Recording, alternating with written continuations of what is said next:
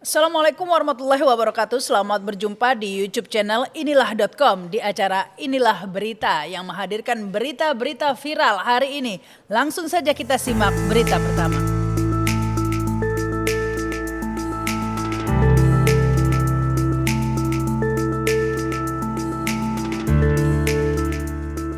Berita pertama langsung saja kita soroti yang paling viral hari ini, yaitu tentang Provinsi Lampung. Yang ini gara-garanya ada TikToker bernama Bima yang menyebut Lampung ini sebagai provinsi Dajjal begitu. Dalam unggahannya Bima menjelaskan alasan mengapa menyebut Lampung dengan kata-kata Dajjal tersebut. Hal ini dikarenakan salah satunya infrastruktur yang terbatas dan banyaknya proyek pemerintah yang mangkrak begitu ya. Contohnya Kota Baru, itu kata Bima ya. Dari zaman gue SD sampai sekarang gue gak pernah dengar kabarnya lagi. Itu aliran dana dari pemerintah pusat ratusan miliar ya Besti. Dan gue gak tahu tuh sekarang udah jadi tempat jin buang anak kali. Itu kata Bima. Dan juga jalan-jalan di Lampung ya, gue sering bahas jalan karena jalan itu kayak infrastruktur yang paling umum dan untuk mobilisasi ekonomi di Lampung. Tapi jalan-jalan di Lampung tuh kayak 1 kilometer bagus, 1 kilometer rusak, terus jalan ditempel-tempel doang. Ini apa sih? Ini pemerintah main ular tangga atau apa? Pak Jokowi aku sambat maneh Bapak, iki dalanku burung dibangun, iko longsore wis sampai teko aspalan Bapak. Dan ini adalah salah satu jalur utama, gak ada jalur alternatif lain Bapak. Wis lah Bapak, no ya Bapak ya ope sing ngomong, aku ki ngomong gak sesuai jalur, gak sesuai prosedur.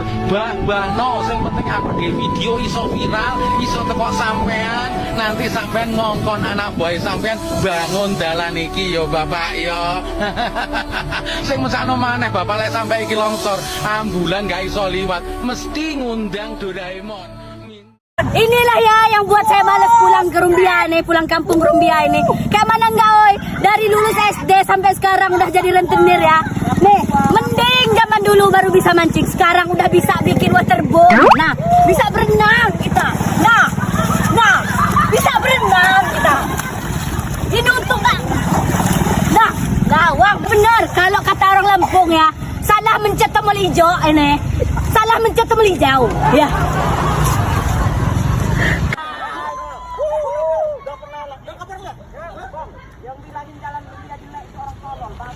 Doain bang, semoga jalannya cepat benar. Yeay, camping keluarga akhirnya ya, baru kali ini camping keluarga. Kamu udah dalam sini mau? Siap. Yang membuat semakin ramai ini gara-gara Bima juga mengaku bahwa sempat dipanggil oleh Bupati Lampung Timur ini ya. Dan kemudian juga ditelepon oleh Gubernur Lampung Pak Arinal. Bahkan orang tua dari Bima ini sempat dimaki-maki oleh sang gubernur. Dikatakan tidak bisa mendidik anak dan lain sebagainya. Tentu saja ini mengundang berbagai reaksi dari netizen. Langsung dikuliti, dirujak begitulah istilah netizen ya.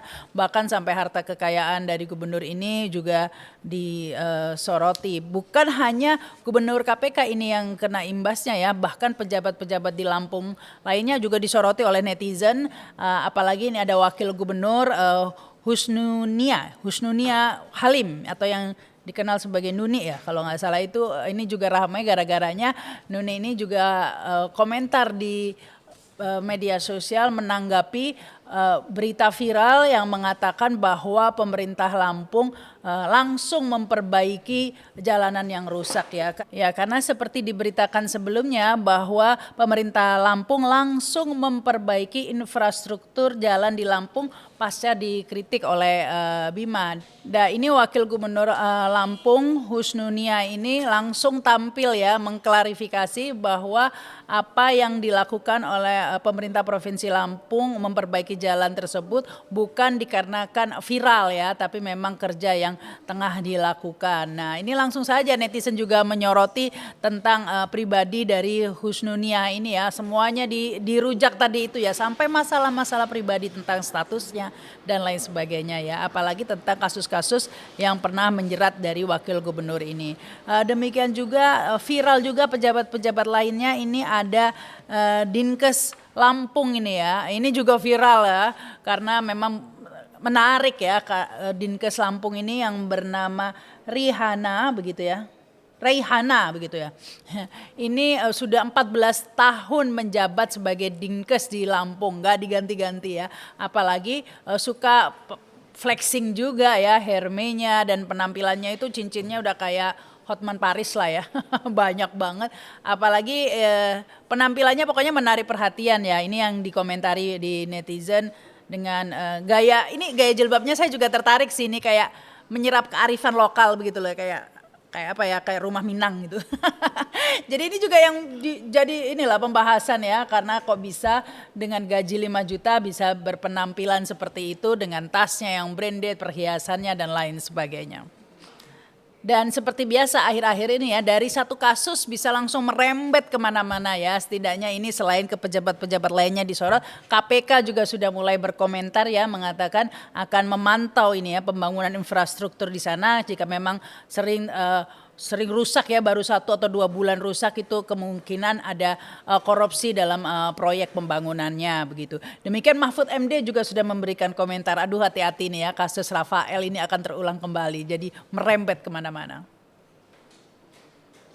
Kita menuju ke Papua ya, yang kembali memanas karena terjadi lagi nih penyerangan dan kontak senjata. Kali ini terjadi di pos militer Mugimam, distrik Yalnduga, provinsi Papua Pegunungan. Nah, ini dilakukan oleh KKB atau kelompok kriminal bersenjata. Ini ya, tentang sebutan KKB ini memang beda ya. Kalau Polri menyebutnya KKB, kelompok kriminal bersenjata, tapi kalau TNI menyebutnya sebagai KSTP, kelompok separatisme terorisme Papua begitu ya. Dan ini ada berbeda tentang jumlah korban jiwanya ini, saling klaim. Kalau menurut dari Tentara Nasional Indonesia ada 1 korban jiwa ya, tapi menurut dari OPM sendiri ini ada 9 korban jiwanya ya. Ya, berapapun korban jiwa ya, pasti ini memprihatinkan, apalagi kita ketahui bahwa TNI dan Polri telah mengerahkan hampir 1.000 personil dari satuan elit masing-masing ke wilayah Nduga ini dalam operasi Paro. Misinya ya satu, yaitu membebaskan Kapten Philip Martens, pilot Susi Air ini ya. Pilot Susi Air ini berkebangsaan Selandia Baru dan sejak 7 Februari 2023 masih dalam penyanderaan kelompok separatisme begitu ya. Dan tuntutan dari OPM ini adalah untuk Polri dan TNI menyetop operasi militer dan perang di wilayah Nduga untuk misi pembebasan Kapten Philip. Ini dilakukan agar lebih lunak dengan negosiasi. Pasalnya setelah Egyanus Kogea dan gerombolannya melakukan penyerangan dan penyanderaan di lapangan Paro pada Februari 2023 lalu, OPM menegaskan tidak akan membebaskan Kapten Philip sampai pemerintah Indonesia angkat kaki dan mengakui kemerdekaan bumi Papua. Ya, ini memang Papua ini kerap terus memanas. Berapa korban jiwa sebelum korban jiwa dalam penyerangan ini kita tahu sudah banyak, sudah panjang daftarnya ya, baik dari TNI atau Polri yang gugur dalam pengamanan di sana. Tapi ini memang unik ya Papua ini ya, meminta agar merdeka, tapi kita tahu ya hasil Pilpres 2019 lalu sebenarnya Jokowi suaranya cukup besar di sana, 90% begitu ya. Dan kalau Jokowi berkunjung di sana aman ya, tapi di lain itu selalu bergejolak ini. Nah, tampaknya memang harus ada perhatian khusus ini ke Papua, karena kadang-kadang karena lokasinya jauh di Papua ini luput dari perhatian publik, padahal kondisinya jauh lebih mengenaskan. Ya, berita ketiga ini ada Ketua Umum Partai Masyumi, Dr. Ahmad Yani ya, dalam suatu dialog mengaku mempunyai info A1 ya bahwa Anies Baswedan akan gagal nyapres begitu ya. Berikut ini infonya ya, mengatakan bahwa Anies Baswedan ini memang pencapresannya tergantung pada persyaratan PT 20%. Dalam hal ini sudah mengantongi 3 partai ya, PKS, Demokrat, dan Nasdem. Namun jika salah satu saja partai tersebut mundur, maka pencapresan dari Anies ini bisa gagal. Nah, inilah yang kemudian dimainkan ya.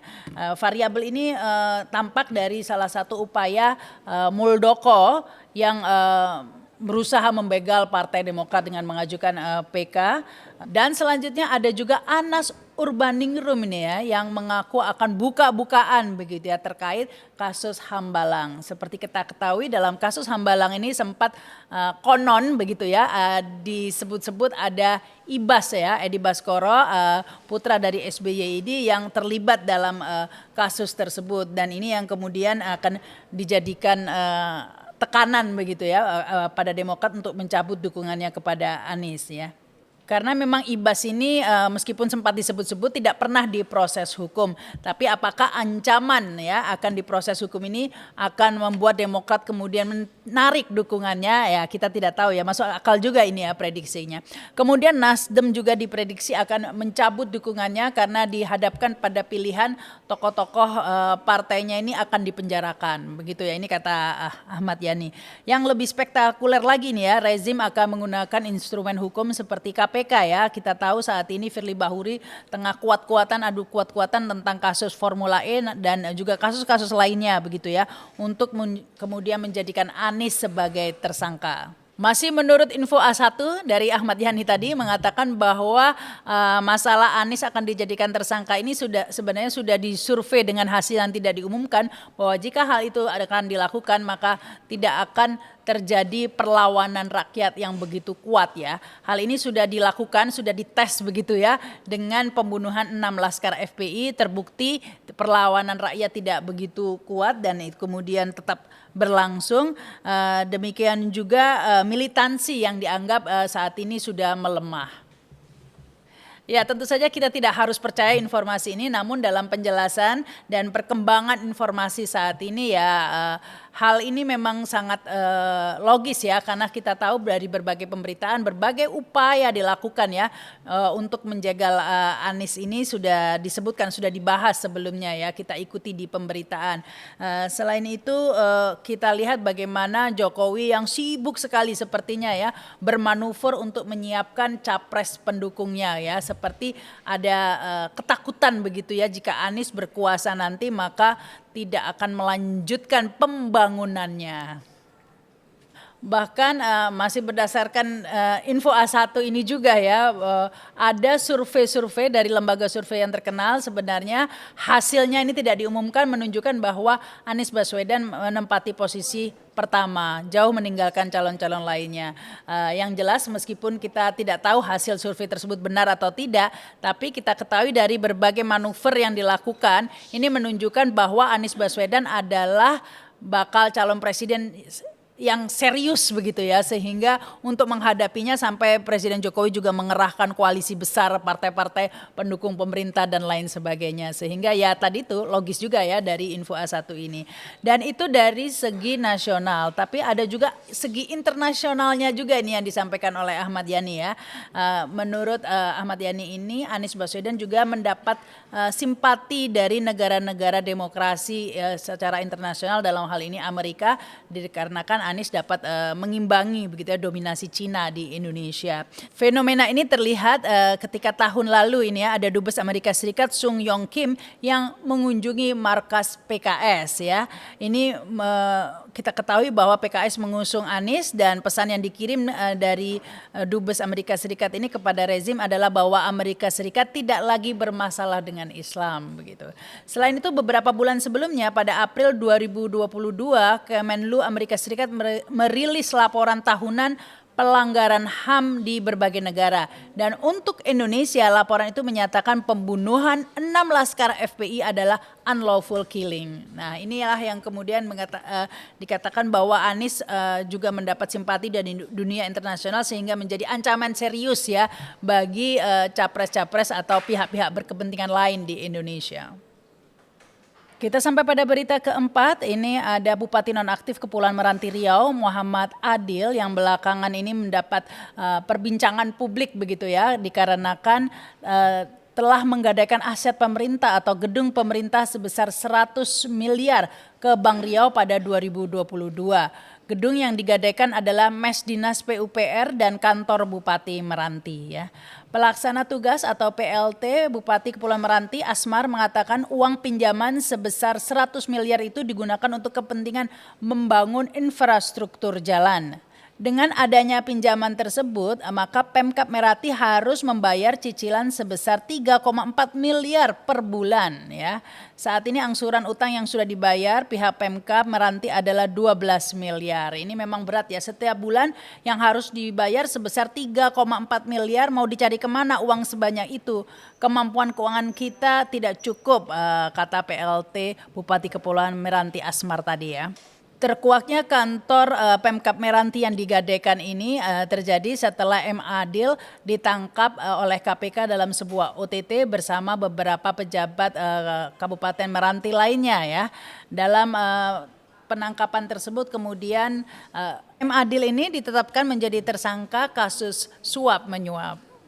Sementara itu Bank Riau Kepri atau BRK Syariah membantah telah menerima gadai kantor Bupati Meranti ya senilai 100 miliar. Uang 100 miliar itu merupakan pembiayaan, jadi bukan utang ya, untuk menutupi defisit anggaran APBD begitu ya. Kepala Cabang BRK Syariah Kepulauan Meranti Ridwan mengatakan Bupati Nonaktif Adil bukan menggadaikan kantor bupati, melainkan pinjaman 100 miliar berupa pembiayaan infrastruktur. Jadi pembiayaan ya, sebenarnya sama aja ya. Ya, dan menurut Ridwan bahwa proses pinjaman tersebut sudah melalui mekanisme dan aturan yang berlaku ya. Menurut Ridwan, pinjaman tersebut juga sudah mendapatkan restu dari pemerintah pusat melalui rekomendasi Kementerian Dalam Negeri maupun Kementerian Keuangan. Ya, jadi rupanya bukan hanya proyek-proyek nasional saja seperti kereta cepat ya yang dibiayai dengan utang sampai dengan bunga yang besar. Ini ternyata proyek-proyek di daerah pun ternyata mengikuti gaya yang sama ya. Ini sampai menjadikan jaminan ini kantor Bupati Meranti. Kita sampai pada berita terakhir ini, berita kelima. Seperti biasa kami menghadirkan berita-berita ringan ya, berita nggak penting tapi mengemaskan ya. Kali ini datang dari Gus Miftah, ini yang mengaku tidak mau mengembalikan uang 900 juta dari Wahyu Kenzo ya.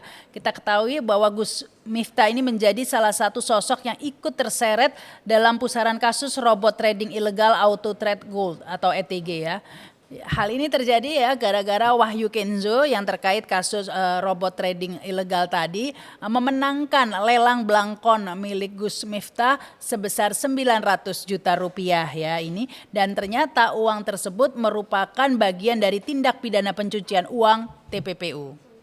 Dan menariknya ini Gus Miftah mengaku keberatan ya jika uang 900 juta dari Wahyu Kenzo tersebut nantinya diminta kembali karena uang tersebut sudah didonasikan ya.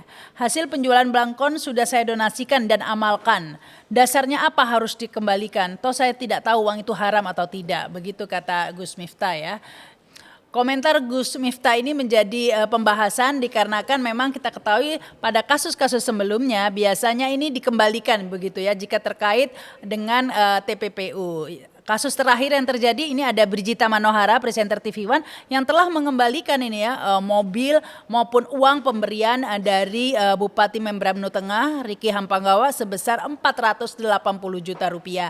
Tapi ini beda ya, Gus Miftah mengaku uangnya sudah diamalkan. Nah, kalau sudah diamalkan ini mungkin beda cerita kali ya. Ya demikianlah inilah berita kali ini. Pastikan Anda subscribe dan komen ya di YouTube channel inilah.com. Saya Rama Sarita, wassalamualaikum warahmatullahi wabarakatuh. Sampai jumpa.